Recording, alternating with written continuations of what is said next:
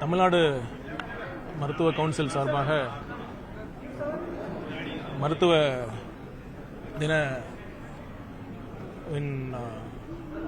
தினத்தை முன்னிட்டு 20 மருத்துவர்களுக்கு சிறந்த மருத்துவர்கள் அந்த விருதை இன்று வழங்கினோம்.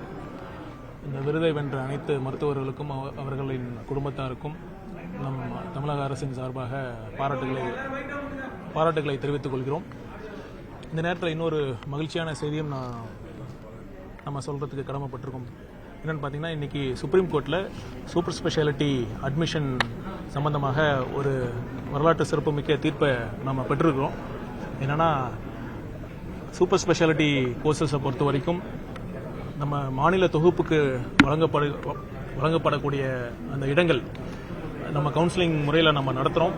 அந்த ஃபில் ஆகாத சீட்ஸ்லாம் என்ன ஆகுதுன்னா, நம்ம ஆல் இண்டியா தொகுப்புக்கு வழங்க வேண்டிய ஒரு சூழல் இருந்தது. கடந்த காலங்களில் என்னென்னா, இதை பற்றி ஒரு சரியான நம்ம முன்னெடுக்காமல் சரியான முறையில் நம்மளுடைய வாதங்களை எடுத்து வைக்காமல் நம்ம நீதிமன்றங்களை நம்ம சரியான முறையில் நம்ம கேஸ் ஃபைல் பண்ணாமல் அது நமக்கு தமிழக மருத்துவர்களுக்கு அந்த இடங்கள் கிடைக்காத சூழல் இருந்தது. இந்த வருஷம் நம்ம அந்த கரெக்டாக அந்த முறையான வாதங்களை எடுத்து வச்சு இன்றைக்கி ஒரு தீர்ப்பு வந்திருக்கு. என்னென்னா, நம்ம ஃபில் ஆகாத சீட்ஸை நம்ம சூப்பர் ஸ்பெஷாலிட்டியில் ஃபில் ஆகாத சீட்ஸை நம்ம ஆல் இண்டியா தொகுப்புக்கு வழங்குகிறோம். அவங்க வழங்கும் பொழுது அவங்க கவுன்சிலிங் நடத்துகிறாங்க. நடத்திட்டு அதன் பிறகும் சீட்ஸ் ஃபில் ஆகாமல் இருந்ததுன்னா கட் ஆஃபை குறைச்சி அவங்களாக ஃபில்அப் பண்ண முடியாது. ஸோ அவங்க ஆல் இண்டியா தொகுப்புக்கு வழங்கிய அந்த இடங்கள் அவங்க செகண்ட் ரவுண்ட் ஆஃப் கவுன்சிலிங் நடத்திய பிறகு அப்போவும் அந்த சீட்ஸ் ஃபில் ஆகலைன்னா ஒருவேளை திருப்பவும் நம்ம கட் ஆஃபை குறைக்க வேண்டும் என்ற முடிவு எடுக்கப்பட்டால் அதில் 50% இடங்கள் நம்ம மாநில தொகுப்புக்கு அவங்க ஒப்படைக்க வேண்டும் என்ற தீர்ப்பை நம்ம பெற்றிருக்கிறோம். அதனால் இது பார்த்திங்கன்னா, அது மாண்பு முதலமைச்சர் அவர்களுடைய நம்ம தலைமையில் நம்ம மருத்துவத்துறையும் நம்ம அரசு வழக்கறிஞர்களும் சரியான முறையில் நம்ம வாதங்களை எடுத்து வச்சதுனால நம்ம தீர்ப்பை பெற்றிருக்கிறோம். அதனால் இந்த தீர்ப்பு ரொம்ப முக்கியமான தீர்ப்பு. நம்ம ஏற்கனவே தமிழ்நாடு அரசு நம்ம சுகாதாரத்துறை ஒரு வலுவான கட்டமைப்பு இருக்கிறது காரணம் நம்ம அரசு மருத்துவர்களுக்கு அந்த இடங்கள் நம்ம கொடுக்கறது தான். அதை நம்ம செக்யூர் பண்ணியிருக்கோம், அதை நம்ம காப்பாற்றிருக்கோம் அப்படிங்கிற சொல்கிறதுல ரொம்ப சந்தோஷமாக இருக்குது. வேறு ஆமாம், இப்போ ஒரு லாஸ்ட் மந்த் ஒரு நியூஸ் வந்ததில் இந்த மாதிரி அன்ஃபில்டு சீட்ஸ்லாம் நம்ம சூப்பர் ஸ்பெஷாலிட்டியில் அன்ஃபில்டு சீட்ஸ்லாம் அதாவது ஒன்றிய தொகுப்புக்கு நம்ம சரண்டர் பண்ணுறோம் அப்படிங்கிற ஒரு நியூஸ் இருந்ததில்ல, அதை பற்றி தான் இன்னைக்கு சுப்ரீம் கோர்ட்டில் ஜட்ஜ்மெண்ட் வந்து.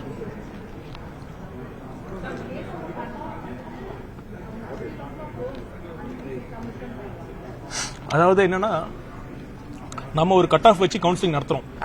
நம்ம ஃபில் ஆகாத சீட்ஸை ஆல் இண்டியா கோட்டாவுக்கு நம்ம ஏன் இங்கே ஃபில் ஆகலைன்னா, அந்த கட் ஆஃப் அந்த ஃபுல்ஃபில் பண்ண முடியாத நிறைய டாக்டர்ஸ் இருக்காங்க.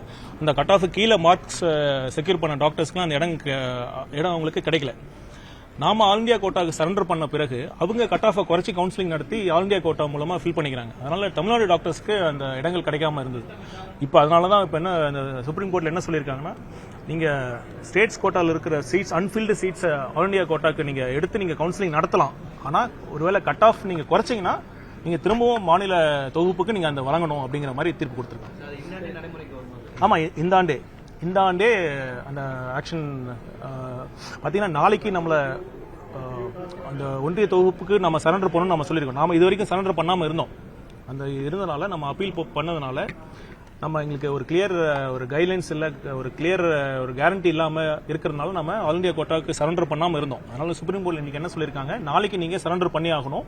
சரண்டர் பண்ணாலும் அந்த ஒருவேளை நீங்கள் கட் ஆஃப் குறைச்சா கண்டிப்பாக அன்ஃபில்டு சீட்ஸோட 50% கண்டிப்பாக திருப்பவும் மாநில தொகுப்புக்கு வழங்கணும் அப்படிங்கிற ஒரு தீர்ப்பை நம்ம பெற்றிருக்கிறோம்.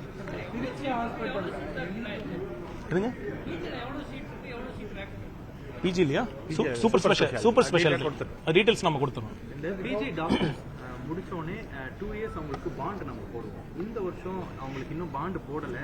கார்பரேஷன் நிறைய வேக்கன்ட் இருக்குன்னு சொல்லியிருக்காங்க. இந்த வருஷம் பாண்டு நம்ம எப்போ போட போகிறோம்? ஏற்கனவே போட்டவங்களுக்கு 1 இயரில் முடிச்சவங்களை இப்போ வெளியில் அனுப்புகிறோம். Juniors wait பண்ணிருக்காங்கன்றாங்க.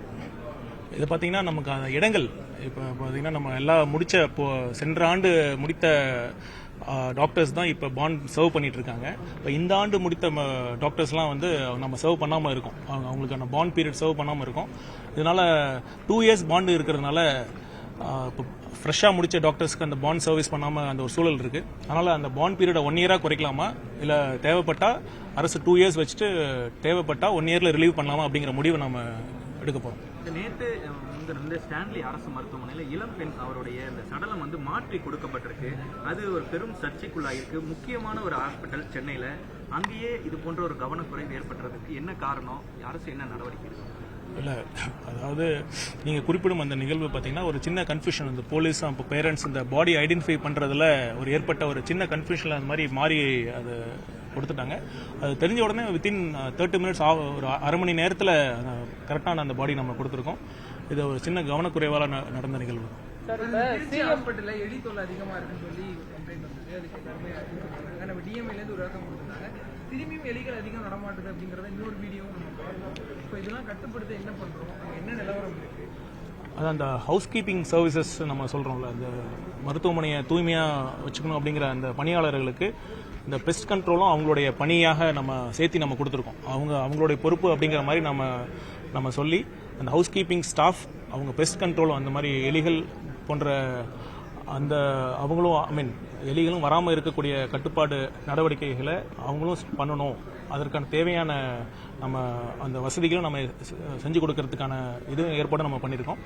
இனி வரும் காலங்களில் இந்த மாதிரி எலி போன்ற விஷயங்கள் கண்டிப்பாக இருக்காது. அதை நம்ம மாண்பு முதலமைச்சர் அவர்களே நேரடியாக தொடர்பு கொண்டு இது மாதிரி திருச்சியில் இது மாதிரி இருக்கு, கொஞ்சம் உரிய நடவடிக்கை எடுக்குன்னு நம்ம சொன்னாங்க.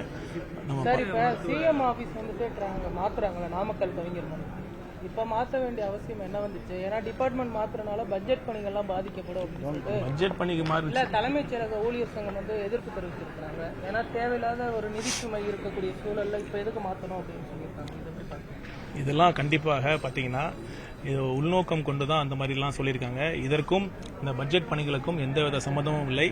இன்னும் பார்த்தீங்கன்னா எளிய முறையில் இப்போ ஏற்கனவே இருக்கக்கூடிய இடங்கள் பார்த்தீங்கன்னா ரொம்ப ஒரு வசதிக்கு கம்மியாக இருக்கிறதுனால ஒரு கஷ்டமான சூழல் இருக்குது. நிறைய விசிட்டர்ஸ் வராங்க, அவங்களுக்கு ப்ராப்பரான முறையில் அவங்களால சிஎம் அவர்களை சந்திக்க முடியாத சூழல் இருக்கிறதுனால அந்த இடத்துல முடிச்சுட்டு பண்ணிருக்கலாம். இப்போ பண்றதுனால எந்த பிரச்சனையும் இல்லை. இதுக்காக ஒவ்வொரு விஷயம் டிபார்ட்மெண்ட் வைஸ் வந்துட்டு சிஎம் வந்து இது பண்ணிட்டு இருக்காரு, ஆலோசனை பண்ணிட்டு இருக்காரு ஒவ்வொரு டிபார்ட்மெண்ட்.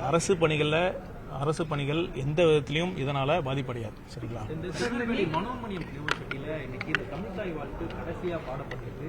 ஒரு பெரும் சர்ச்சை தொடர்ந்து இந்த தமிழ்தாய் வாழ்த்து வந்தே இதுல இருந்துகிட்டே இருக்கு. இதை பத்தி அரசு என்ன நிலைப்பாடு இருக்குன்னு கம்யூனிஸ்ட் கட்சிகள்லாம் தொடர்ந்து கேள்வி கேட்டுட்டே இருக்கிறாங்க. இதை குறித்து நம்ம ஏற்கனவே பலமுறை நம்ம அரசின் சார்பாகவும் சரி, கட்சியின் தமிழக வெற்றி கழகத்தின் சார்பாகவும் நம்ம ரொம்ப தெளிவாக நம்ம சொல்லியிருக்கோம். தமிழகத்தில் தமிழ்தாய் வாழ்த்துக்கு தான் முன்னுரிமை கொடுக்கணும். இது மாதிரி ஒன்றிய அரசு ஒரு தேவையில்லாத சர்ச்சைகள் இது மூலயமா உருவாக்கி இதன் மூலயமாக ஒரு அரசுக்கும் சரி ஒரு நெருக்கடியை கொடுக்கணும் அப்படிங்கிற ஒரு நோக்கத்தில் தான் இது மாதிரி பண்ணுறதா தான் தெரியுது.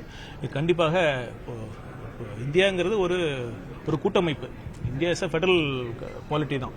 இந்த நேரத்தில் ஒரு மாநிலங்கள்லாம் ஒன்றாக சேர்ந்தாதான் ஒரு நாடு உருவாகும். அதனால் இந்த ஃபெடரல் இந்த ஒரு ஒன்றியத்தில் இருக்கிற மாநிலங்களுக்கு அவங்களுக்கான ஒரு உரிமைகள், அவங்களுக்கான உணர்வுகளுக்கு கண்டிப்பாக ஒன்றிய அரசு உரிய மதிப்பையும் அந்த உரிய அங்கீகாரையும் கண்டிப்பாக கொடுக்கணும். சரியில்ல, கடந்த காலங்களில் திமுக தலைவரும் அதே போன்று அப்போதைய முதல்வரும் வந்து டைரக்டாவே ஆளுநருக்கு வந்து கண்டனம் தெரிவிச்சிருந்தாரு. இப்போதைய முதல்வர் ஏன் டைரக்டாவே வந்து கண்டனம் தெரிவிக்கல, எந்த ஒரு ரிப்ளையும் கொடுக்காம அமைதி காக்குறாரு? கண்டிப்பா இது ஆளுநர் சொல்லி இதை பண்றதில்ல, ஒன்றிய அரசு சொல்லி தான் பண்ணிட்டு இருக்காங்க. நம்ம கண்டிப்பா தீர்க்கமான முறையில் நம்ம இதை கண்டிக்கிறோம். இது மாதிரி தமிழ்நாட்டில் தமிழ்தாய் வாழ்த்துக்கு 3வது இடத்துக்கு தள்ளப்பட்டது நம்ம யாருமே ஏற்றுக்கொள்ள முடியாது. தமிழக வெற்றி கழகமும் சரி, தமிழக முதலமைச்சர் அவர்களின் தலைமையிலான இந்த அரசும் சரி, இதற்கு கண்டிப்பாக நாம் இடம் கொடுக்க மாட்டோம். தமிழக அரசு சார்பில் நடத்தப்படுற அனைத்து நிகழ்ச்சிகளுக்கும் தமிழ்தாய் வாழ்த்து தான் முதன்மை இடம் கொடுக்கப்படும். நன்றி.